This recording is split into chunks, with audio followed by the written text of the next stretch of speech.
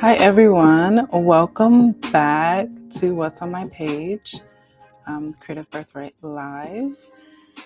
Last week I didn't make it down here live because I took my advice and I decided to rest. Um, and it was actually kind of hard for me to not do the live because I was having like that internal struggle around like, oh, well, you said you're going to do this, so you have to do it. And I don't know about you, but I always struggle a little bit to just allow myself to rest. But luckily last week I did it because I just was not feeling up to it. I was like physically tired and mentally drained a little. Um, and it wasn't like I wasn't prepared because I had already like scripted out everything that I wanted to discuss. And like the way I set up for these lives is on Saturdays, I just reflect on my week and like the things that I've been thinking on, like anything I've been working through. Oh my gosh, Malcolm. On Saturdays, I just, this cat, like I swear, if I was not right here on live right now, he would not be in my face like this. Like he literally is doing this because I'm live and because he's like, oh my gosh, you're not giving me attention. Like, Malcolm, I have your number. Oh my gosh. Okay, so like he's completely threw me off. But anyways, so yeah, last week I was prepared. I just didn't feel up to it, and I'm kind of proud of myself because after I like got over all of the mental hangups about like not wanting to take the rest I needed, I just enjoyed it and I didn't feel bad about it. Um, and Malcolm needs to chill. So yeah, that's why I wasn't here last week, but I'm so happy to be here today. I'm chatting with you all and talking about what my creative practice has looked like. Um, and just as a reminder, like the point of these lives are just to create a space where we can check in with our creative practice, we can check in with ourselves and with each other and do it in community. Like it first started off as a space for me to hold myself accountable because I was in a space where I was starting a lot of things. Like I had a bunch of like first drafts that I was like 1,500, 2,000 words in, and then I just would stop writing them. So I'm like, okay, I need to hold myself accountable. Um, and I used to just come and just to share what I was working on, but it's evolved to be where I just share my thoughts on my creative practice and everything that I'm currently working on, whether that be writing, whether that be like my journey with learning how to use Adobe Illustrator or whatever it is. And I still have a goal of this evolving into a community where we all can share together on a weekly basis, like what we're working on, what we're stuck on, like share our ideas, because I really do believe that your creativity is more expansive, it's richer, more nuanced, just all around better when you create in community. So, this is not just a space for me, this is a space for you as well. And I'm looking forward to the day where we all are in this chat um, together as a community. So, that was a long way, a long way of saying welcome, welcome back to What's on My Page. This is almost the last live. This is 7 of 8. But like I explained, I think it was in my last live or the live before that. This is not the end. I'm still going to be going live. It's going to be evolving into something different, something new, but I will keep you posted. So yeah, before we keep going, before I keep going, I want to check in with you and just see how has your week been? How have you made space for your creative practice? What's currently happening in your life creatively? And if you're here live, let me know in the chat. And if you're watching the replay, drop it in the comments. I would love to hear from you. Oh my gosh. And thankfully Malcolm has settled, like he's sitting here at my feet, which is a relief because yeah, that was a lot.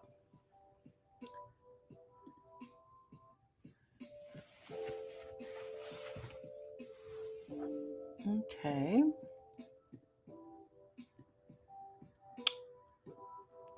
All right. So I don't know if you had the chance to watch my most recent video, but in that video, I kind of talked about all of like the ways that you can support your brain to do its most and best creative work.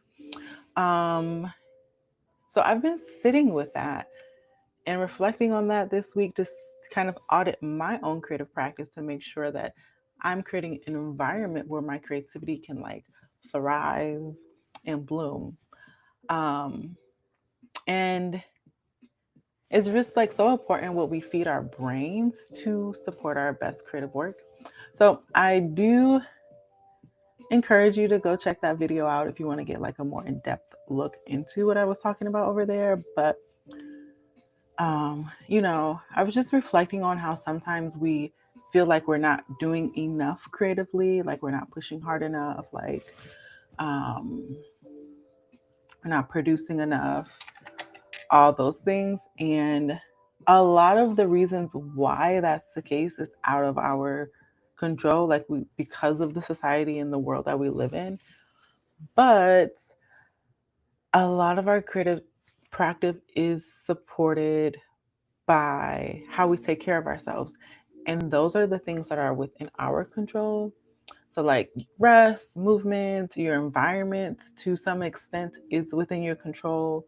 And even giving yourself like permission to play or just sit in boredom. And I know that's not something that we do that much as a society. Like, we're always scrolling on our phone, watching TV, listening to music, something. So, but those are just all things that like support our creative practice. And the factors that I've been like focusing on and reflecting on this past week, one of them was rest. And like I'm a night owl, like naturally I can stay up late. And I've fallen into this pattern of staying up too late. So this week I really focused on getting my bedtime routine like back into balance, and like actually having a routine and making sure I have like good sleep hygiene. And beyond that, I've been also reflecting on what rest looks like in a broader sense, like what it looks for us to slow down and rest as we get to the end of the year. Um, because summer is coming to the end. It hasn't ended yet. I'm still holding on to summer until September 21st, which I guess is like, is it next week? It's like next week. But, anyways, as we're getting into these fall, winter months, I've been reflecting on what does rest look like in my creative practice because every season cannot be for producing, cannot be for like working hard. You have to rest. So I've been reflecting on that and what that looks like for me and what the seasons of my creative practice looks like. And I know I'm coming up on a season of rest and reflection. And like the same time I was thinking about that, I came across this trend called like, I think it's like the great lock in when you like set these new goals that you want to hit or like refocus on goals that you've had this year that you haven't hit, and like from September 1st to December 31st, you like lock in. And like my immediate thought was like, absolutely not. No, I don't want to lock in. If anything, I want to lock into rest, to relaxation, not like setting more ambitious goals. But it kind of got me thinking about how like every year there's this push for us to finish the year strong. Just like, why do we do that to ourselves? Um, because I think most people work as hard as they can throughout the year. So, like, I'm thinking towards the end of the year, we should be reflecting on everything that we've done well and like preparing for our next season of like hard work and productivity. So yeah, alongside of improving my rest, I've also been like thinking about how to detach myself from this ambitious end of the year checklist. Um, so I'm welcoming rest. I'm not locking in, and well, I'm locking into rest. And I invite you to do the same. Like, don't feel the need to push yourself to do more before the year ends. Celebrate your wins and what you have been able to do. Yeah, and another thing that's been on my mind is making space to do nothing, like literally just sitting and doing absolutely nothing. Um, and that's like where boredom comes into place. And I did see like some research on how boredom is good for your brain, and anything that's good for your brain is good for your creative practice. So, what I want to do in this upcoming week is figure out how to make space to do nothing, like no reading, no music, no scrolling on my phone, just sitting and like staring off into the distance. And I have a balcony, so I might spend some time staring off into the distance on my balcony. But I'm curious about like what our threshold is for like that kind of nothingness, because it's not something that we do in modern society. I'm sure our ancestors, before they had any type of like phone, television, recording device, I'm sure they did a lot of nothingness. But yeah, so like I'm gonna experiment that for this coming week and like maybe sit on my balcony for 30 minutes or so. And there's this huge tree outside of my balcony, so I'm gonna sit there, like watch the squirrels, maybe watch the birds that come and go. Malcolm actually does this a lot, so I'm gonna take a page out of his book and just stare off. And maybe I'll watch the cars go by, but I'm gonna give that a go and see what comes of it. It's also helping me build up to like a bigger thing that I want to do, which is to take 3 days off of interacting with any digital media. I'm not sure when I'm going to do that, but I'm going to do it soon because that's supposed to be really good for your brain and like your nervous system. So I'm going to give it a try. I will definitely come back and let you all know how that goes after I give it a try. And here comes Malcolm again. Malcolm, please.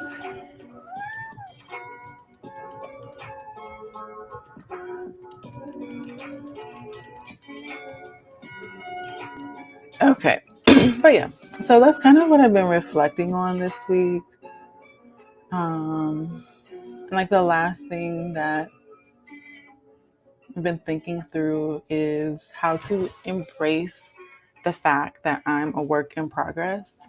I think a lot of times when I try something new, I'm learning something new or embarking on a new journey, I want to jump straight to the end product. Like when I said I'm going to become a published writer, I immediately went to mapping out a novel. And like I have a million novel ideas, but I don't think that's where I need to go to first. Maybe for others, but for me, I had to take a step back. I'm like, okay, let me do short stories instead. And even now, I'm taking a further step back because I want to really focus on improving and honing my skill before I just only focus on writing. So I'm going to be doing my self taught curriculum. Malcolm. But yeah, so I've been sitting with it being okay that I'm a work in progress. My creative practice, my writing practice, like everything that I have going on is constantly in a state. I don't want to say constantly, but it's okay for it to be in a state of evolving, you know? because the only time you stop evolving and getting better is when you are no longer here, when you transition over to the other side. So I've been sitting with being okay with that because I also see myself as someone that's like fully realized and complete. And like my thinking this past week has been on like, okay, those two things can exist at the same time. I'm evolving and I'm complete at the same time. Um, so I'm learning to get comfortable in that space between being and becoming, and knowing that, it's going to be a consistent, like going back and forth between those two states of being. So that's been my week, and I would love to hear from you about yours. So if you're live, let me know in the chat, or if you're watching the replay, please do get down in the comments and let me know.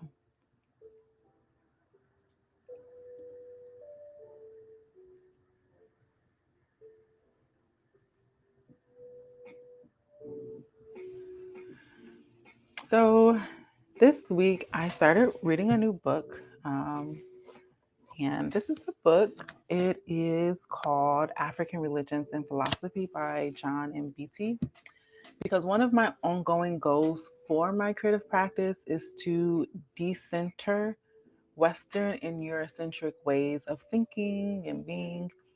And I believe that we limit our creativity if we're operating from a worldview that isn't ancestrally our own, because there are whole ways of thinking that we are locked out of accessing if we only see the world in one way. So if I expand my ways of thinking, then I will expand my creativity, right? So I want to root myself more deeply in my ancestral ways of being and expand my perspective on what is possible, which ultimately is going to expand my creative practice. Like, there's no way around it. So I know a lot of this knowledge is like passed down in our families and preserved culturally, but because I live in the US, I couldn't escape Eurocentric socialization. Like, it's just impossible. So I was lucky to grow up in an Afrocentric household and start learning about like African ways of being and doing from a young age. But inevitably, there's some other socialization that, snuck in, stuck. So I'm returning to books like these to kind of do another audit, if you will, to clear out like lingering ways of thinking that don't serve me creatively, or from stepping back, like to clear out ways of thinking that don't serve me as a person, but also that don't serve my creative thinking, my creative practice. Um, so yeah, I've been reading this book.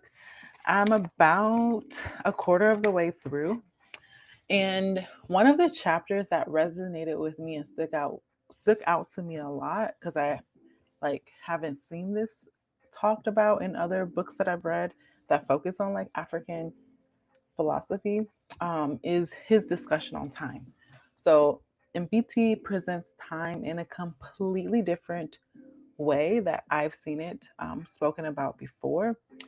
Like in the Western world, we're used to time that is linear, that's measurable, and there's like this infinite future. And we are constantly racing against time, like feeling like we're running out of time, we're behind schedule. Um, maybe if you're Black like me, maybe you're constantly on CP time. But yeah, so like the way we see time in this Western world is different than how MBT explains it. And he does clarify that he's speaking mostly from cultures in Eastern Africa. Um, but yeah, so in African thought, the way he explains it, time is relational, it's like experiential. and it's tied to events, it's tied to like life events and community. So I'm going to share a few key ideas from my notes.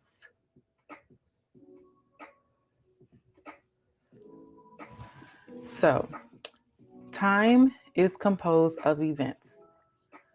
Hey, sorry, Malcolm is biting my plant. Don't do that. Sorry. Got nervous because I see my plants as my kids too. Get away.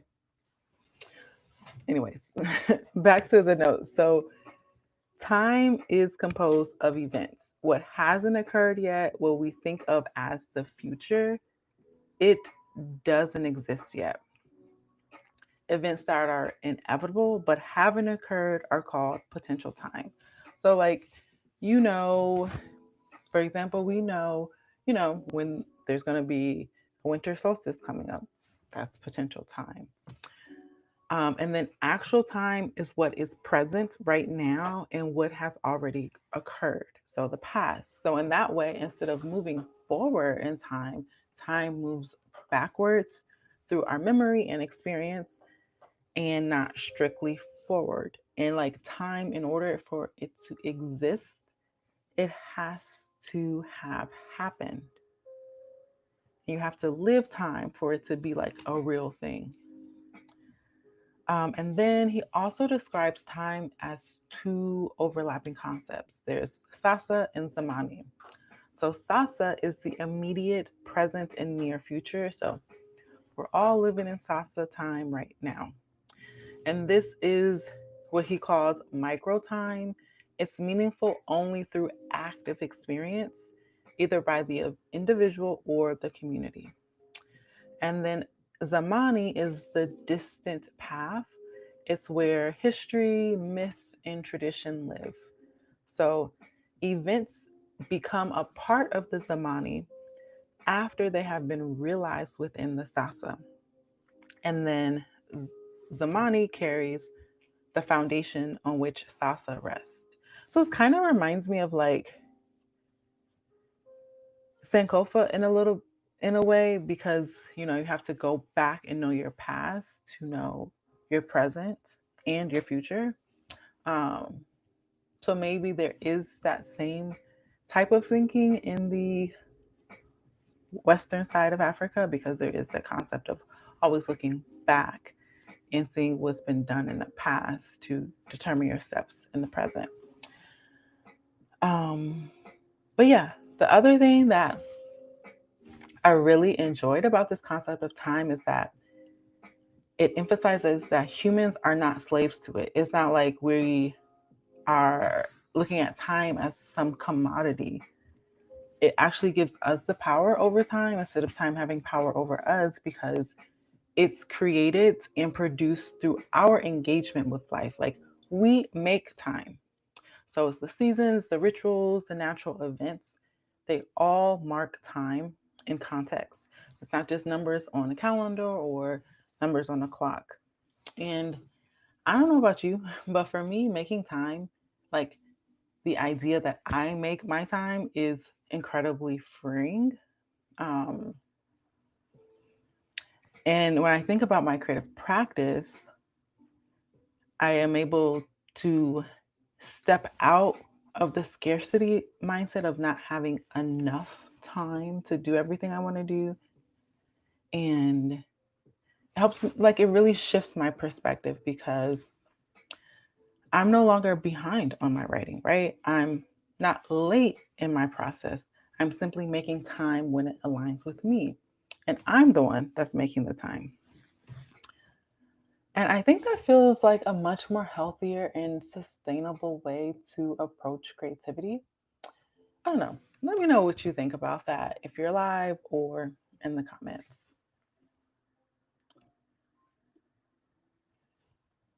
Because the way I see it, by making time, I create the conditions for creativity that match my own rhythm. And time becomes something I participate in, not something that controls me, or not something that like happens to me. And this mindset also helps me to slow down, focus, and really honor the natural ebb and flow of energy rather than constantly chasing productivity.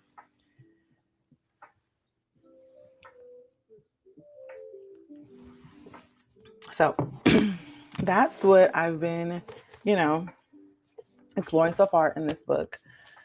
Um, and I'll share what if additional insights come up as I get further into the book. I've also been reading this other book that is across the room.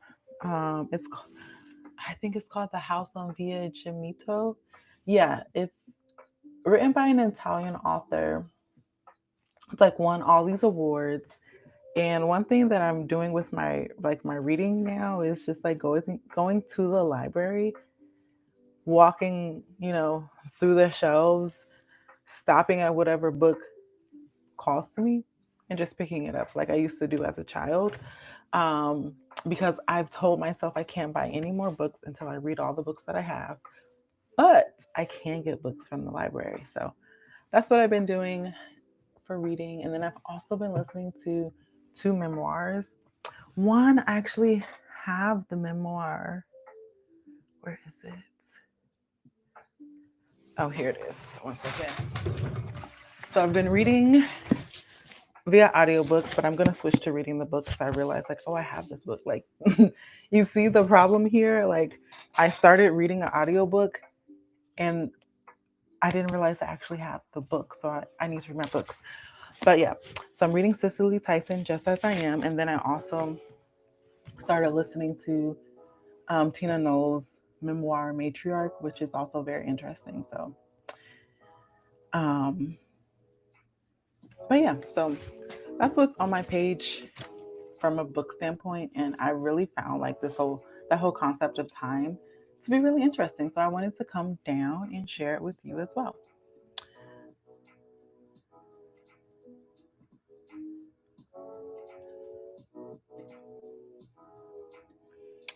Okay. And then even bigger than like that, another thing I've been reflecting on is just like thinking about creativity itself. Um, and it led me to my next video, which is focused on the muse. I might call it The Muse is Real. I'm not sure what the title will be. But like in this video, I'm going to explore the muse, not like in a cliche way, but as a living, often feminine force that chooses us and flows through us. So like I'm exploring what a lot of ancient societies, how they looked at creativity. I'm exploring that as like this force that exists outside of us, and we are in a relationship with it.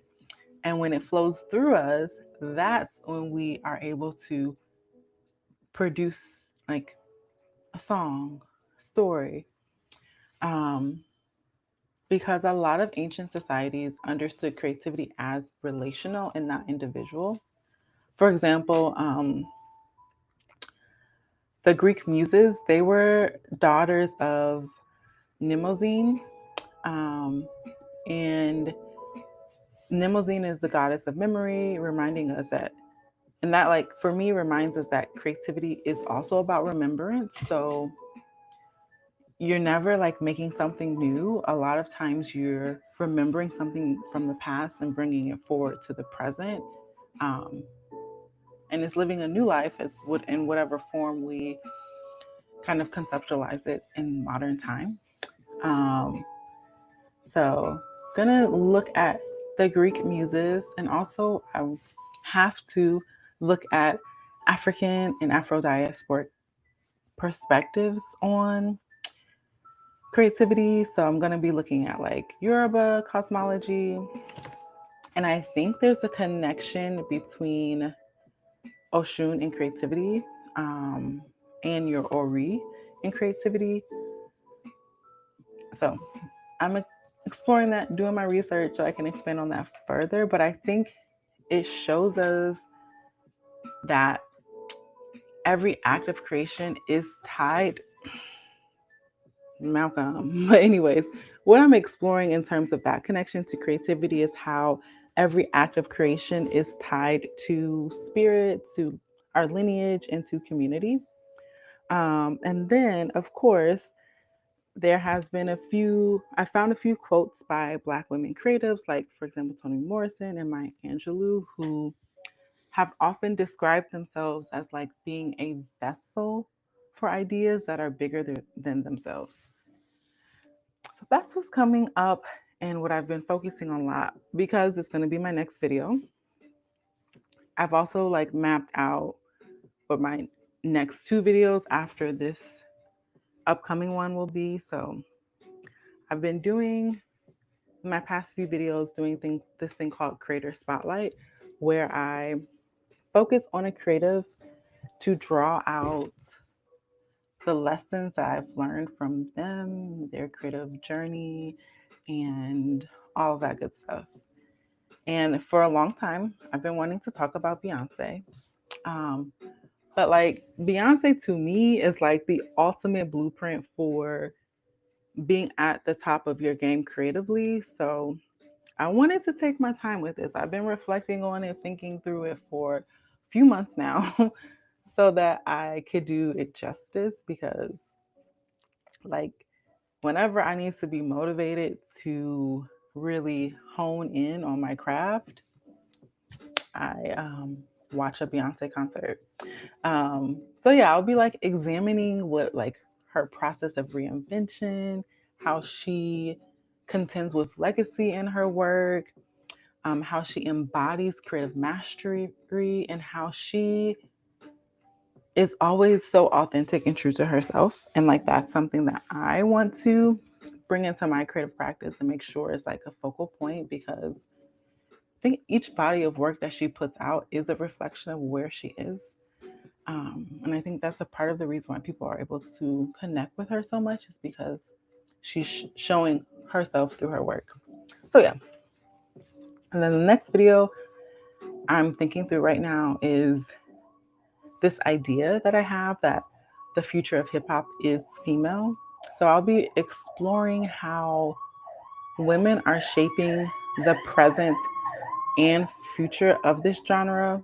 And of course, that means I'm going to have to do a history lesson to get through how we got to here. But I really do see like female rap as the future of rap. So I'm going to be focusing in on that for an upcoming video.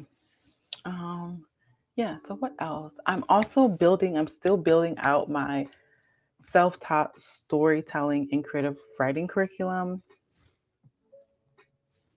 And my goal with that is to deepen my understanding of storytelling, like to hone my craft, like from a, having a deeper understanding from a technical standpoint, cultural standpoint, and historical standpoint. Because I really do believe that stories hold the essence of who we are. They remind us who we've been and where we've been and give us a blueprint for where we can go. So I really want to get deeper into understanding like all the mechanics of storytelling. And that's why I'm doing this self-taught curriculum. And I will be sharing that with you all as well. I think that's going to be what these lives evolve into is just us coming down here and talking about our curriculum.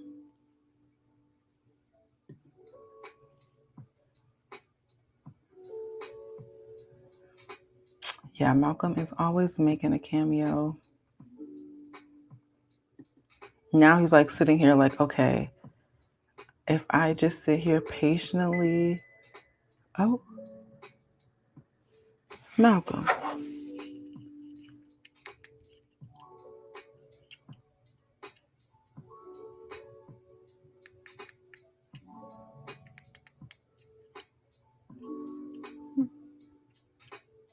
Okay, I think I'm having some issues with my camera. It just like zoomed in weirdly. But luckily I'm almost done. Yeah. So that's that's what's been on my page.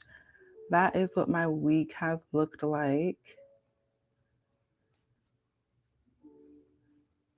And as always, I want to leave you all with a little creative inspiration.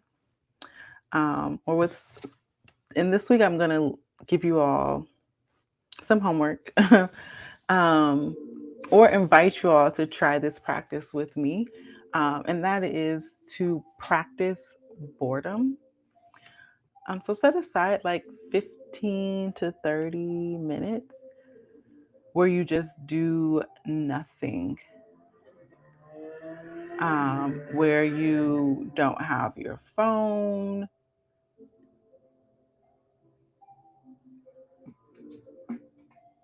you don't have, you're not in front of a TV, you're not like talking to anyone, you're not reading a book, like you just sit somewhere and you do nothing. And just notice what comes up. Like let your mind wander and notice what comes up.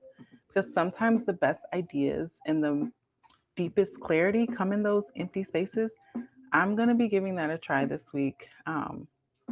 Every day, I'm going to just be sitting on my balcony for 30 minutes, just staring off into space. I'm going to let you know how that goes for me. And please do give it a try yourself and let me know how that goes for you.